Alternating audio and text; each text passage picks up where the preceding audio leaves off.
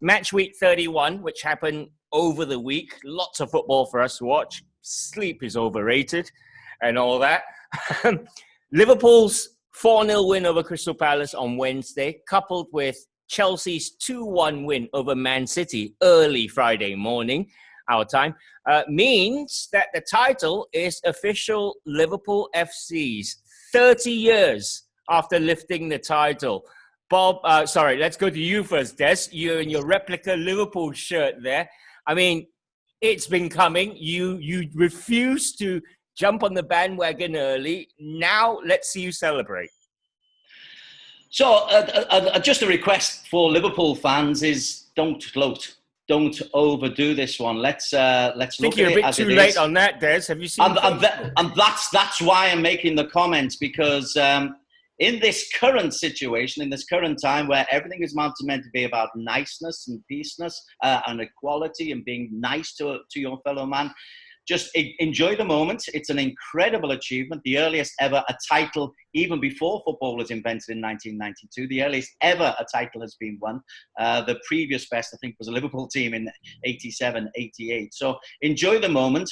Jurgen Klopp's emotional speech on Sky Sports, if you've seen it, was incredible, because he was giving credit to all the historic people, particularly Kenny Dalglish as the icon upon what motivates the current Liverpool team. So treat it modestly. It's an incredible achievement. Enjoy it within ourselves, and get ready for bigger, tougher fights still to come, because the clubs are gathering for the next season, and the league is looking like it's going to be more competitive than ever next season, because it's not only Liverpool and Man City, Chelsea and Man United, etc., are also girding their loins. So football is about to go into a purple patch, I feel.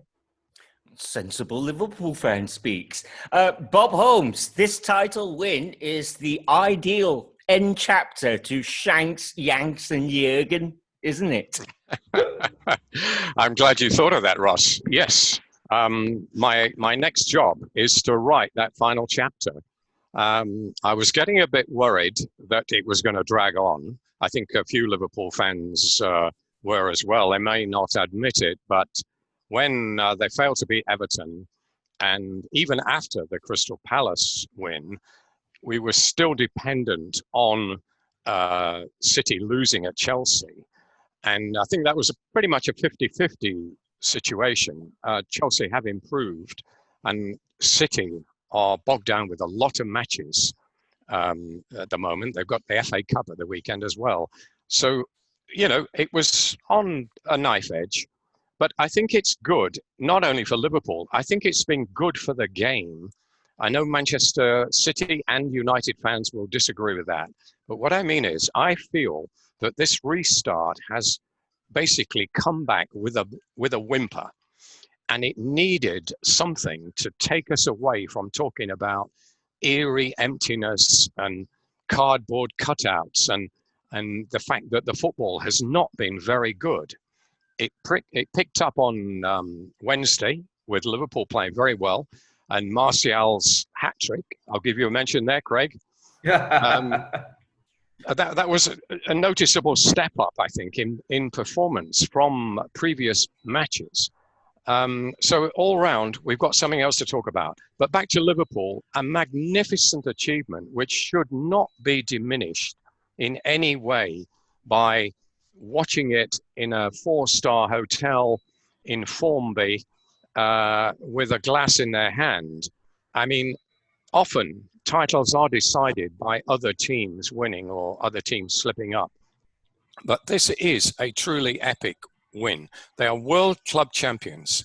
They are European champions. We know they've been knocked out, but they're still called champions. European Super Cup champions. They're 25 points ahead in the league. They've won it by 7 matches, with 7 matches to spare. Can it get any better? This is a magnificent achievement, and I don't think anybody should be stinting in their praise. Craig, I'm going to come to you now, Man United fan. You've got to, even you as a United fan, you've got to admit the last 2 seasons, last season when Liverpool, within a point of Man City, record totals. And this season, they absolutely blitzed every single team out there. They did, and the funny thing about it is that I actually feel they played better football last season. What the difference has been, in my opinion, has been they've been more clinical. They've grinded out wins when they've needed to, last minute winners. Um, it's that will to win which got them there, and add that to a couple. I mean, you talk about them being 20 odd points clear from the league. They have been a class apart, no doubt about it.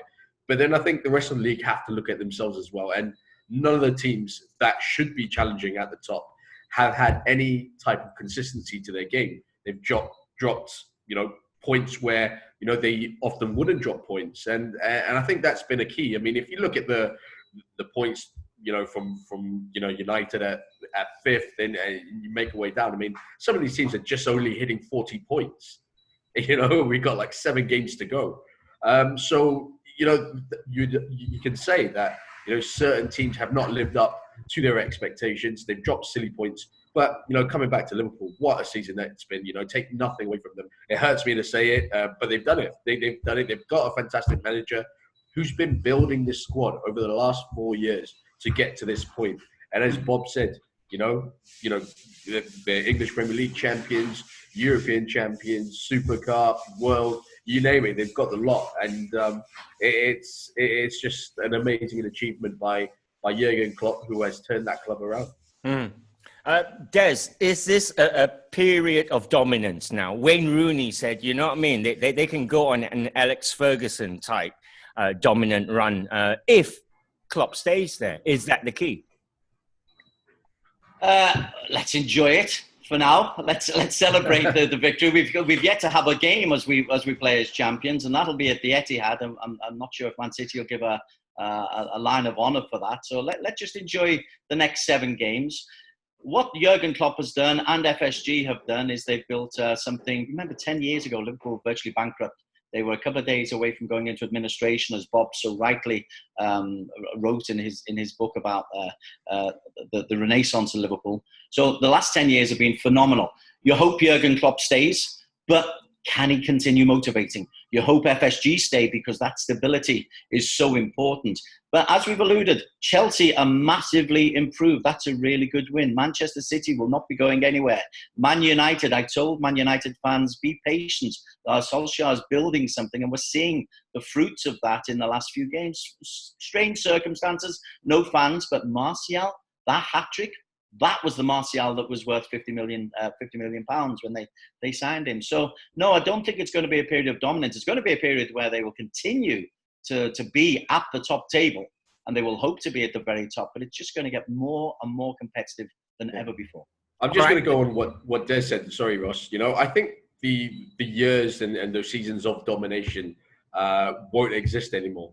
I don't think you'll see one club like United did in the 90s, like Liverpool did before. That kind of domination, I can't see that happening in the English Premier League anymore. Just because I think the money, even with the smaller teams, they can go out, they can splash, and it's built in such a way, which is why it's more competitive throughout the league. Now, as I talked about teams dropping points, this is part why, because they've actually got the money to go out there and sign quality players. So I think in terms of dominating for 5-6 years and everything like that, I think that's gone. I think it'll be a tussle, like Des said, between maybe a team winning it a couple of years and then it'll change again. So that's what I see happening. All right, let's take a look at the teams chasing Champions League spots, because with Chelsea beating Man City, Frank Lampard in his first season in management is doing a great job. Chelsea, Bob, are on course for Champions League football next season. Yes, they are. And just getting back a little bit to what we were saying just now, the idea of dominance. Chelsea are getting back into the mix. And I think it's quite ominous for the rest that Roman Abramovich seems to have rekindled his interest and opened his wallet. And the classic example of that was them getting Timo Werner away from Liverpool, although Liverpool did actually back out of the deal. They had first option, but they decided, given the new economic climate, that they wouldn't pay for him. They wouldn't pay that much. Now, that's being realistic, but they said, we are not a benefactor club. Now, Chelsea are a benefactor club. They have a very big benefactor. And I think this is the danger for Liverpool. I think they are currently the best team by a mile. But if the other clubs, particularly Chelsea and Man City, are going to start spending again, regardless of the reset, there's all this talk of economic haircuts, prices going down, wages going down. But they won't if these clubs still go out and spend like there's no tomorrow. And they can afford to do that. So Chelsea, with the benefit of having blooded those youngsters that were previously out on European second division car parks, scattered around the continent, they've actually brought them back, and they're quite good. So they've got a nice mix under Lampard of expensive recruits. I mean, Pulisic was an expensive player, 60-odd million, and he's pretty good. And the young homegrown players. And they will be a force to be reckoned with, I'm sure. And Manchester City, it'll all depend on the verdict in the European court, whether they are banned for 2 years from the European football. But if they're not, if they get off, they will spend again. And United, well, the Glazers got loads of money. So yes, I agree with Dez that the idea of Liverpool dominating as they did under Shankly, Paisley, Fagan and Dalglish, I don't think Liverpool fans should expect that. They'll be right up there and a very, very good team, but they'll have rivals. Okay. Man United, well, Chelsea have a nice cushion over Man United in fifth. But like Bob said, depending on Man City's decision, fifth could be enough for Champions League football. Craig, United were 3-0 winners over Sheffield United, match day 31. It was an Anthony Martial hat-trick. We saw that the Pogba-Fernandes, much talked about combination in midfield. Do you think the future's bright for Man United? I do. I really do. I think everyone was waiting to see this combination. Pogba obviously has his injuries and he divides opinion. I think even within this show. But I thought they were excellent together. I mean, given it wasn't a strong Sheffield United squad that was out there, missing key players in defence as well as in goal. But I thought United moved the ball really well. The combinations between, the forward men were fantastic. The front five were just unplayable in terms of Pogba, Fernandes, Rashford, Martial. And then we had Mason Greenwood on the right. That position is still one I think United can strengthen in. But I thought Nemanja Matic was fantastic as well in that anchoring role. He allowed Pogba, Fernandes to have that freedom to play with each other, to venture forward, make those late runs, and I think this is the kind of United side that Ole wants to see. Fluid football, a lot of movement between the front three, and when you have players like Pogba and Fernandes who can pick out passes, thread balls through, play passes around the side, you're gonna have. You're going to have a chance. And I think, with a couple more additions there, I think, United could next season just be up there and pushing a lot more than they have this season. All right. Before we leave off United, Dez, talk about the goalkeeper. He's highly paid, David De Gea. High-profile mistakes in the last few seasons. There's a lot of talk about Dean Henderson coming back and being the number one. Should that happen next season? David De Gea is world-class, international class, proven international class. Yes, he's made mistakes. Goalkeepers do make mistakes. If he carries on making mistakes, then his place is in jeopardy. But he's almost irreplaceable. He was Man United for the 3 previous seasons. You've got to allow people to occasionally just drop down. Otherwise, if you drop a goalkeeper every time he makes a mistake, even Alisson wouldn't survive that long. So yeah, De Gea's quality. Always has been. Well, no, he hasn't always has been. Since the first dodgy year, he's been incredible for Man United. They'd be daft. He's a great base on which they should work. Okay, quick look at Tottenham Hotspur, who are 4 points behind United, chasing the Champions League spots, Bob. They had a 2-0 win over West Ham in midweek. Their first win in 12, I believe. But the league is such that they are 4 points off the Champions League chasing spots. And what do you think? Mourinho's Spurs here. There's a lot of talk about Harry Kane doesn't fit into the system, but he scored a beauty. Yes, he did. Very important goal for him and Spurs. I mean, he didn't do much in his first game back, did he? Hardly noticed him on the field. He seemed way off the pace. And in this one, he got the long through ball to latch onto, and he made no mistake. And you could see from his reaction, the relief was palpable. And I think Mourinho also felt very glad to see that ball go in. So we can't say that he's back. A goal doesn't give you fitness, but it can give you confidence. And I think we will see him playing for the rest of this season, and he'll work his way back to form. And I mean, having him at the end of the season is a bit of a bonus for Spurs, because he's normally injured by this time, isn't he?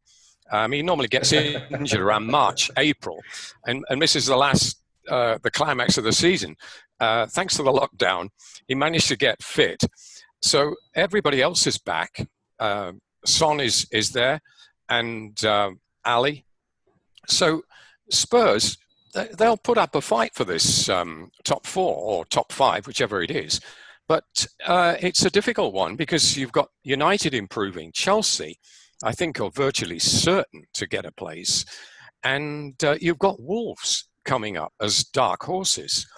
Possibly Leicester, who have not done very well. They could slip out and let one of these other teams in. Leicester have been nailed on for a Champions League spot for most of the season, but they haven't come back very well.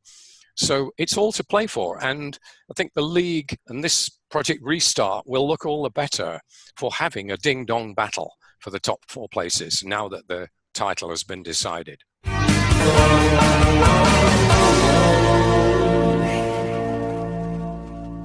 All right, Newcastle United 1, Aston Villa 1 was the first point for struggling Villa, especially for you, Gogs.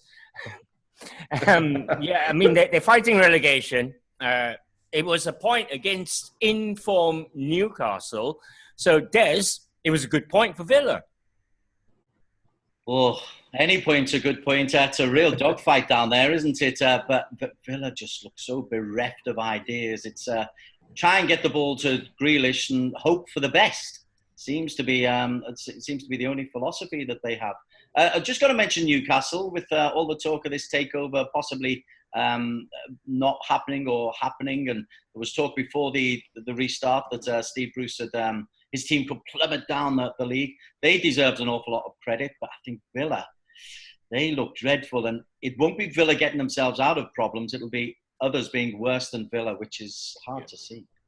Okay, so to wrap up match week 31 then, Leicester had a goalless draw against Brighton. That's what Bob meant by Leicester stuttering. Spurs were 2-0 winners over West Ham. Man United 3-0 over Sheffield United. You had Newcastle and Aston Villa 1-1. Everton, we didn't mention them. They had a 1-0 win away at Norwich. Norwich are doomed. That's nothing they can do. Well, I think we can say Norwich and Bournemouth actually. Yeah, good shout. Good shout. Bournemouth look like they've got the life sucked out of them. Because Bournemouth lost at Wolves 1-0. Liverpool, we know, 4-0 victors over Crystal Palace. Burnley have beaten Watford 1-0. Now, Watford are in still with a fighting chance. Southampton 0, Arsenal 2. And Chelsea 2, Man City 1. So that's what the table looks like at the top. Liverpool champions. Record points total they are chasing. Yeah, Des, put your arms down. Man City may or may not play European football next season. So possibly the 3 clubs underneath Man City at the moment will be playing Champions League football next season. Wolves and Spurs looking good for Europa League at the moment as it stands. Bournemouth, Norwich are probably down at the bottom, as Craig mentioned. Villa, West Ham, and Watford are the one from those 3 to go down. Yeah, I'm just going to say what Des said just now, and he's absolutely right. One of those three. It's not the fact that they'll get out of it. It's the fact someone's much worse than them. Yeah. It's so tight down there, and having watched those three teams play in the last week or so, I mean, there's nothing that suggests that either one of them can get a win to stay up.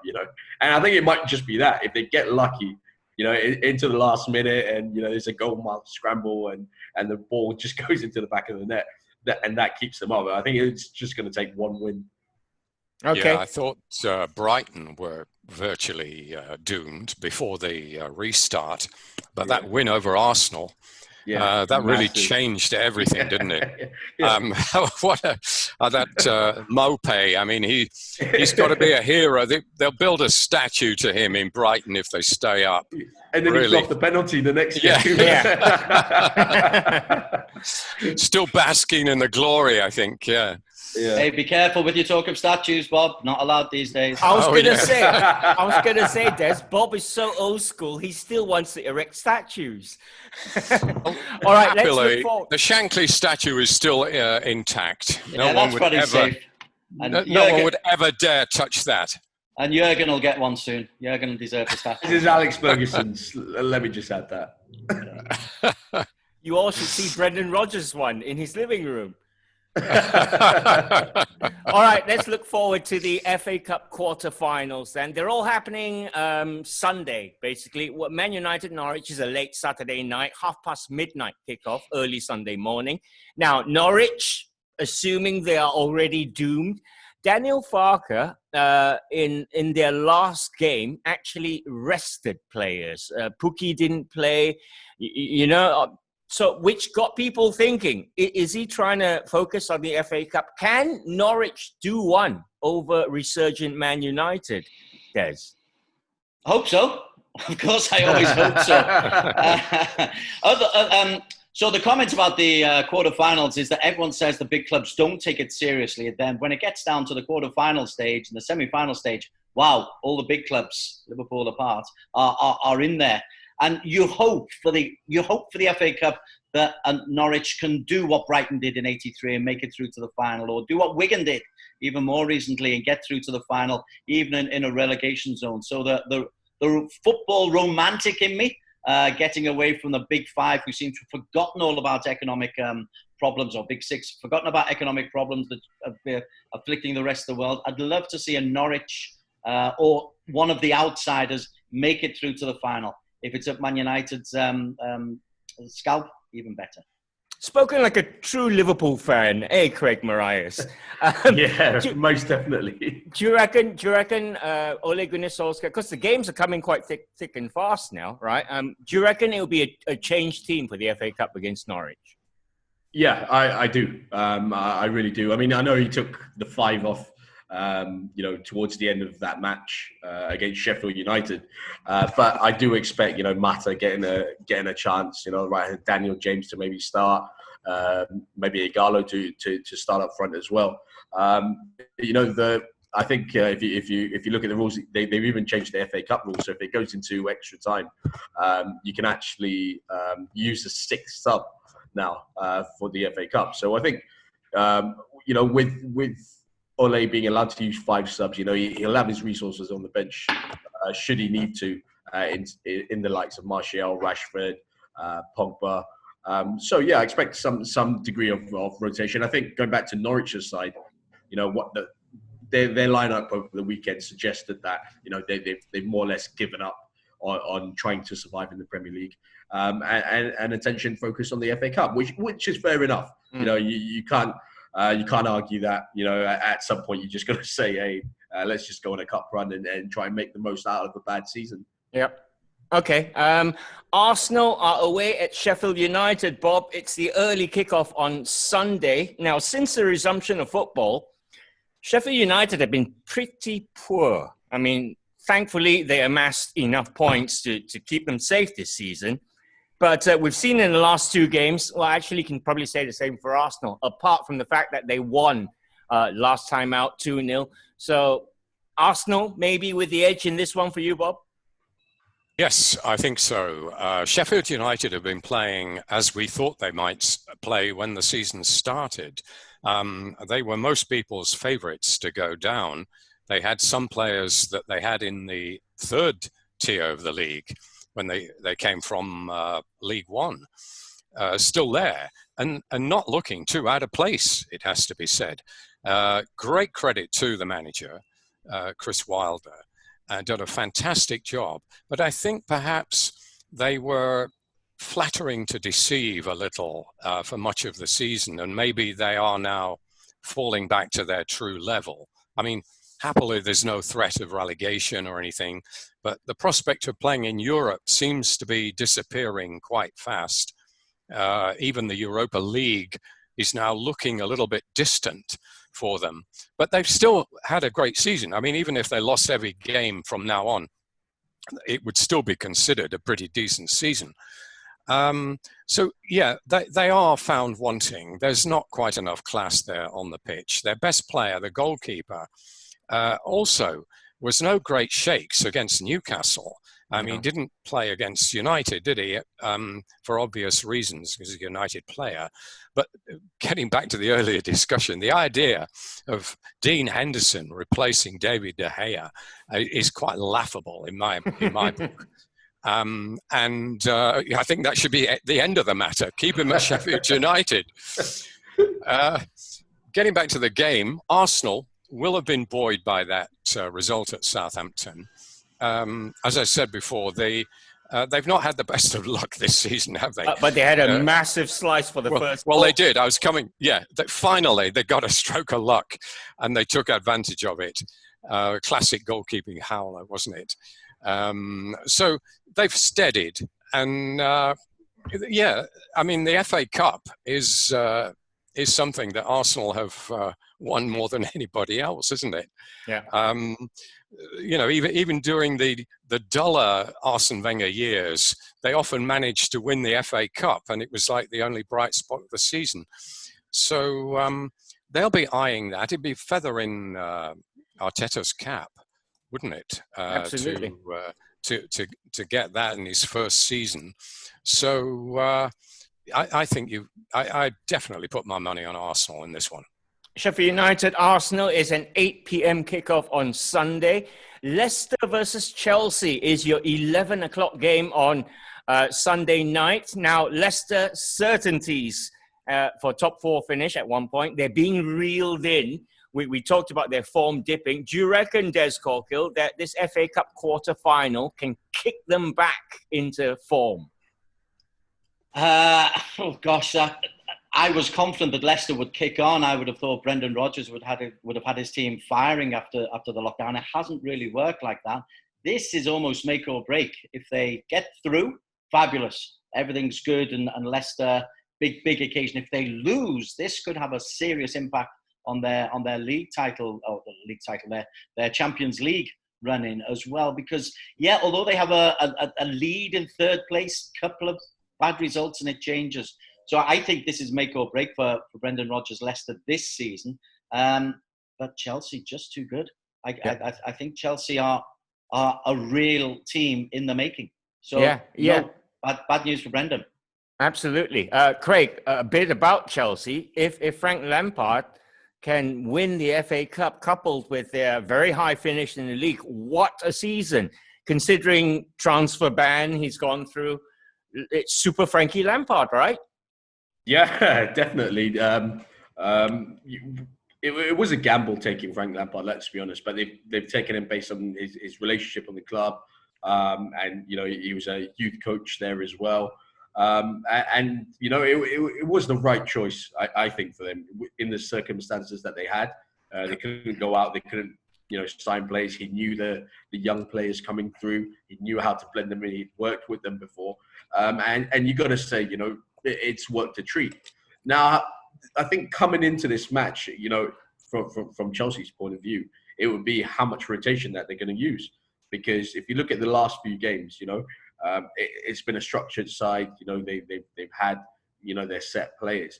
I think that Frank Lampard might actually tinker a bit here, and if he does so, and I know they've got quality names coming into the side should he do that. But I just think, Leicester, I think Chelsea go into this as favourites, but I think Leicester can kind of get the season back on track. And I think Brendan Rodgers will pull an upset here. I'm going for a Leicester win. All right. Leicester, Chelsea, Sunday, 11 p.m. kickoff. Bob Holmes, Newcastle, Man City is the last remaining quarter-final. If you believe Pep Guardiola, he's putting a lot of importance on this one. I think the Thursday game against Liverpool will just feature Phil Foden on his own. But, I mean, Pep's a serial winner. He's close to get to an FA Cup win here. He's not going to give that up, right? No, you wouldn't think so. But I think what we probably didn't realise was just how many matches City had to pack in to the first couple of weeks of this restart.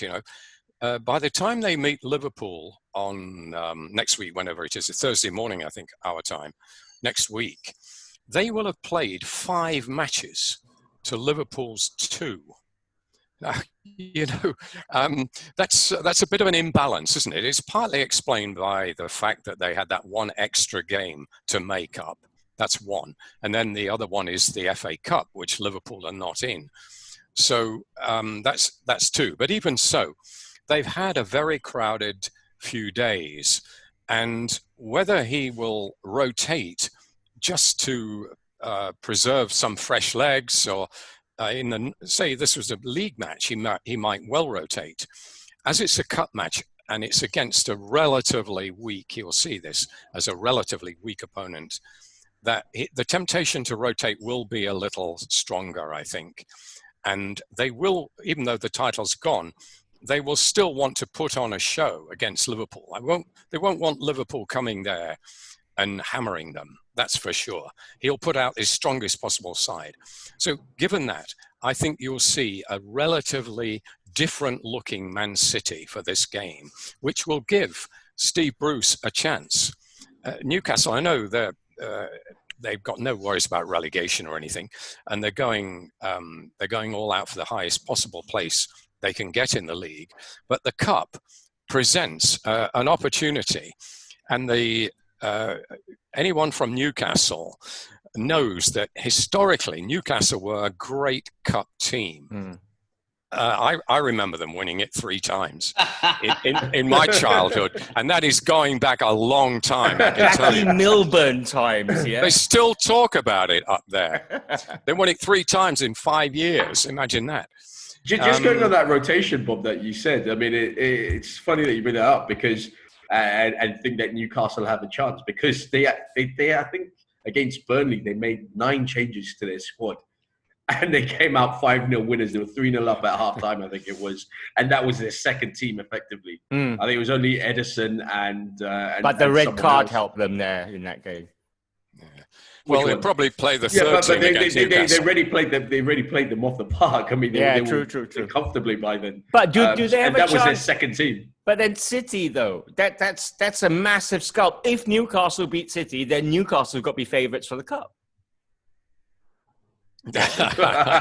No. You're looking at the 4 semi-finalists could actually be 4 of the best teams in the league. Liverpool conspicuous absentees, but you could have United, City, Chelsea, and Arsenal in the semi-finals, which wouldn't be a bad lineup, would it?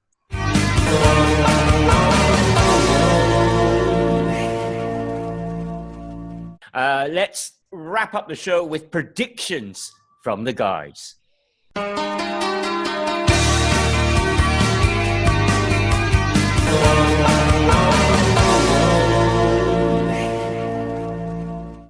And we're going to start with you, Dez Corkhill. You've got the 4 FA Cup quarterfinals to pick from. You've got 3 league matches. Norwich to beat Man United. Would that cap off a Liverpool title win nicely? It's not bothered about Man United, only bothered about Liverpool. But in the FA Cup, so I suspect an upset in one of the 4 semi-finals. Well, I'd like it to be Norwich. I think Newcastle over Man City. It's an outrageously optimistic call, but Newcastle over Manchester City for many of the reasons that Bob outlined just before. Okay, that's a pretty good shout. Bob, which one are you going to pick for us? Well, I'm going with the favourites, unfortunately. So they hardly count as big shouts, do they? But it's a fairly big game, and I've just looked up the odds, and I see that Leicester, believe it or not, are slight favourites to beat Chelsea. Wow. So I'm going to go for Chelsea and claim that as a big shout. Come on. There are rules to a game. All right, that's a very loose big shout there from Bob Holmes. We've had worse. Come on, we've had worse. What about you, Craig? Yeah. I mean, just go back to the same game that Bob has pointed out. Leicester, Chelsea. I called it just now. I think Leicester can spring a surprise here. Well, that is worse because they're favourites. Well, I don't know. I don't understand how they are favourites after Chelsea just beat Man City earlier this morning. But saying that, if Chelsea are underdogs going into this, then I might just put a little wager on myself and Chelsea and see what happens there. But I think Leicester can pull off an upset here, and I'm going with them. I think it'll be a really good game. I think it'll be a 3-2 game. Nice. We might see some goals here. Yeah. All right, brilliant stuff. And that's it for this week. Many thanks to Dez Corkhill. Big word out for Liverpool. Delighted to be champions after a long wait. Also a very serious note to end on. There's a missing persons report out for Gary Neville. Please, can you just try and help find Gary Neville? He's gone missing. He's on the plane to Papua New Guinea. What are you on about? He's on the plane to Papua New Guinea. I'm really concerned about the fellow. Really concerned. He's just gone into self-quarantine for the rest of the season. Many thanks as well, Bob Holmes. Have a great weekend. Cheers. All the best, guys. And to you, Craig Morraies. Thank you very much. Enjoy the FA Cup. And congratulations to Liverpool. Yeah. Thanks for watching, everyone. Bye-bye. Now then, the referee looks at his watch. Any second now, it will all be